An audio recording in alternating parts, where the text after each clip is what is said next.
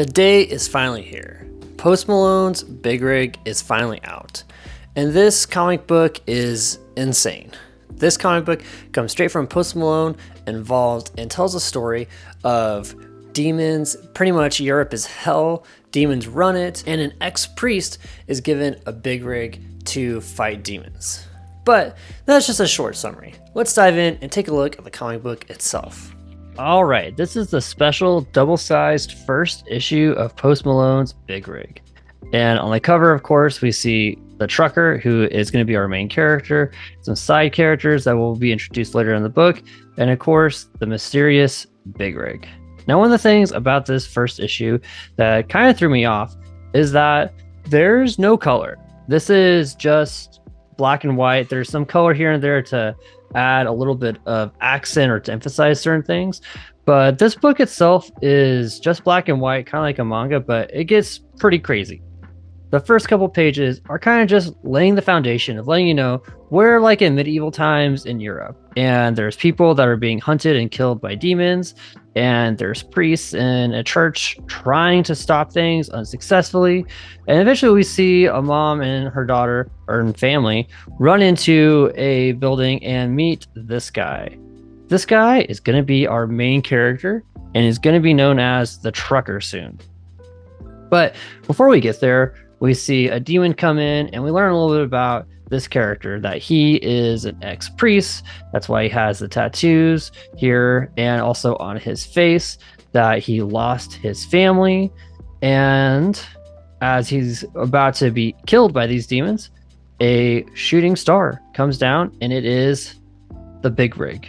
We see our main character come up from the rubble of a fallen church, and he walks towards the priest and decides, oh, what's this? It's the Big Rig. A demon possesses the priest and says, hey, you don't want to do that. Once you put that hat on, there's no turning back. These tattoos that we see here, very Post Malone-like. I think this is Post Malone kind of saying, you know, this main character is me, or I identify most with this main character. And as he puts on the Big Rig trucker hat, he has become the trucker.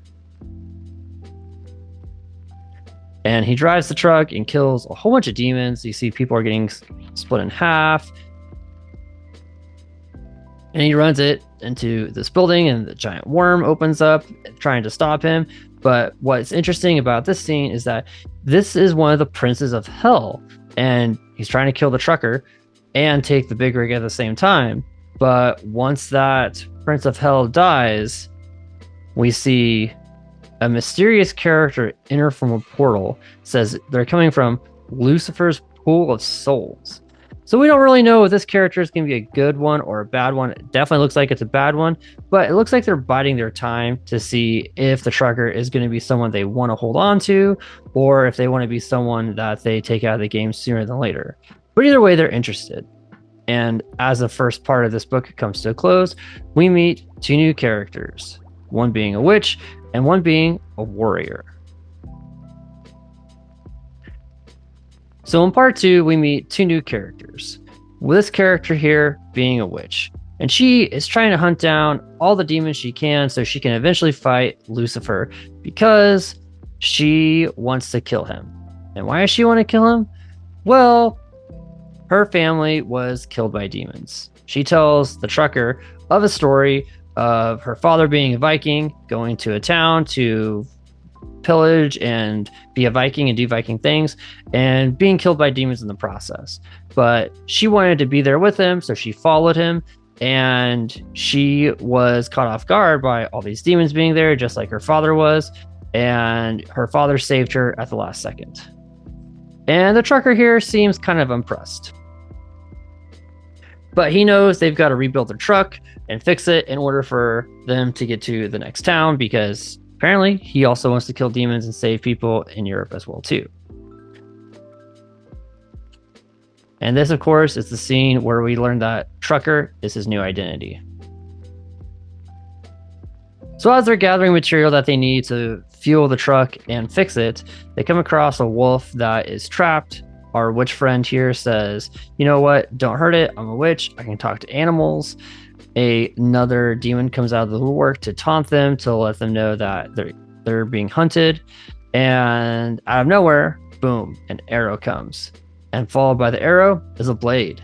And we are introduced to our second character, the warrior, who is there to kind of protect our witch, but she's not there because she saved the witch, more so the witch saved her.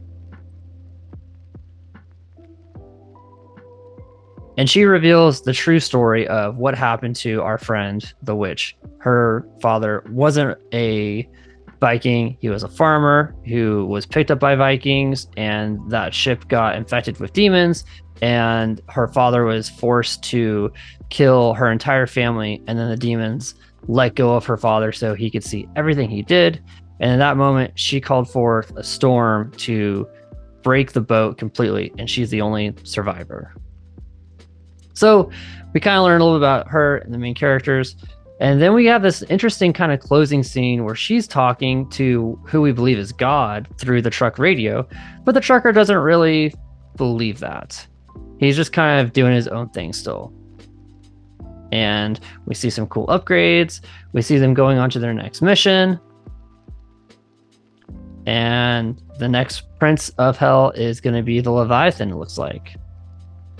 So for the trucker, I'm not sure exactly what's going to be next, but he seems like kind of a loner and not like someone that's really going to be having a lot of words on the page, but more so we're going to see him develop through other characters and how they talk throughout the series.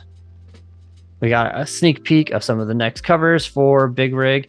You can go to bigrigcomic.com and reserve those, and a nice little cover of what the next issue might look like here as well too. So that's Big Rig, and a really big number one.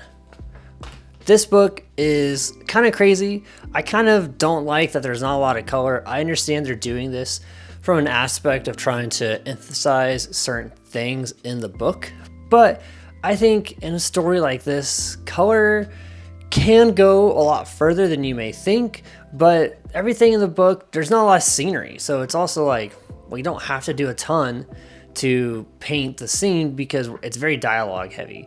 There's not a lot of details in the drawings. They're really focusing on the characters, kind of like in a manga style. But at the same time, I think color would add a lot more depth to the story. I think it is kind of crazy that this book is $7 and that the next book is going to be $10. Granted, this is a thick book, so I think the price is kind of justified. And I don't know how long issue 2 is going to be, but for it to be $10, I hope it's pretty long. So we'll have to see what adventures await the trucker and what's going to be coming next from Post Malone. But what do you guys think? Did you like this glimpse into the first issue of Big Rig? Do you think the story is connecting with you and you want to keep reading it? Let me know your thoughts in the comments below, and don't forget to like and subscribe. Peace.